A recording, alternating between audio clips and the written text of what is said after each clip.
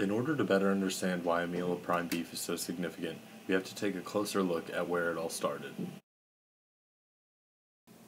Meat has been part of humanity's diet since the discovery of fire. With this new tool that made meat safe for human consumption, we, as a race, were able to diversify our diets to not only encompass flora, but fauna as well. Although fire made meat sanitary for consumption, it still decomposed relatively quickly compared to vegetables or other plant matter. It wasn't until the 17th century that the method of using salt to help preserve the meat was instituted. This method was mainly practiced by sailors so that they could preserve the meat for their long voyages around the world. Other methods, such as pickling and smoking and storage underground, were used as well, but it wasn't until 1803 when a Quaker by the name of Thomas More patented the refrigerator, which consisted only of a box lined with rabbit fur as insulation and ice as the coolant. With the ability to preserve foods longer than ever before, More had changed food preservation and our diets forever. One of the biggest effects refrigeration had was on the meatpacking industry, which was mostly based in Chicago at the turn of the century. Refrigeration allowed more meat to reach more consumers, thus incorporating and sealing meat as a major food source for most of society. Along with a boom in production came the large growth of meatpacking factories. As the demand for meat increased, these meat conglomerates only cared about profit and not safety.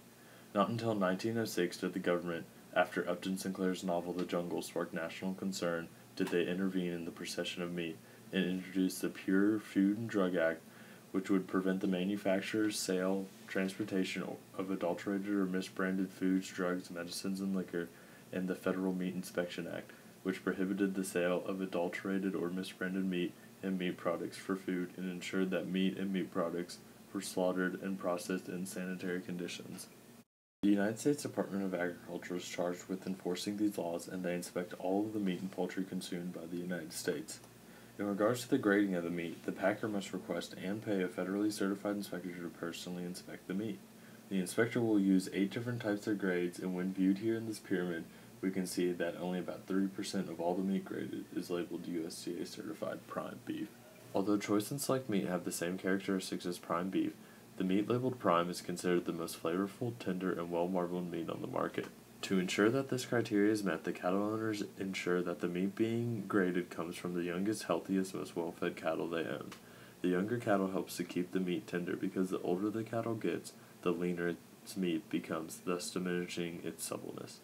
The other major factor in regards to meat grading is marbling. Marbling is small streaks of fat scattered throughout the lean meat. The fat content helps add to the flavor and tenderness as well, which is why it plays such a pivotal role when deciding the meat grade. The younger, healthier, most marbled meat is what is sought after, because that's what people crave. Now that the meat has been processed, inspected, and graded, it can finally make its way to Malones in Lexington, Kentucky, where maybe someone like you can come in and order it. The first decision to be made about your steak is which one. Malones offers 6 different types of prime cuts, such as bone and fillet, the New York strip, and porterhouse. These cuts all come from different sections of the cow. As we can see, most of the finer cuts come from the abdomen. With your favorite cut in mind, it's time to choose what some say completes the steak: its temperature. There are 7 different types of temperatures that the USDA recognizes. We all have our preferences, and mine is medium rare, but that doesn't mean yours is too. You could order rare, medium, or well done, whichever pleases your taste buds. Most of the time, people have trouble distinguishing between the different types of temperatures, but have no fear, it's an easy concept to grasp. Starting with blue rare, or some say Pittsburgh style, the steak is cooked 1 to 2 minutes on each side, charring the outside but leaving the middle practically uncooked. From here, the steak can only become more done, that is, cooked more thoroughly.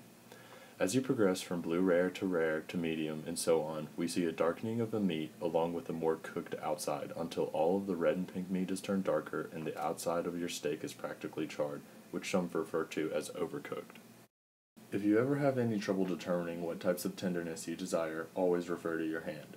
With your palm facing up, you can flex your pointer finger backwards and touch the area of muscle beneath your thumb with your other hand, and that more or less shows you the tenderness of rare to medium rare steak. As you progress and keep bringing back fingers, the muscle under your thumb tightens, thus simulating more cooked and firmer meat. This trick gives you the knowledge to at least look like you know something about prime beef cuisine.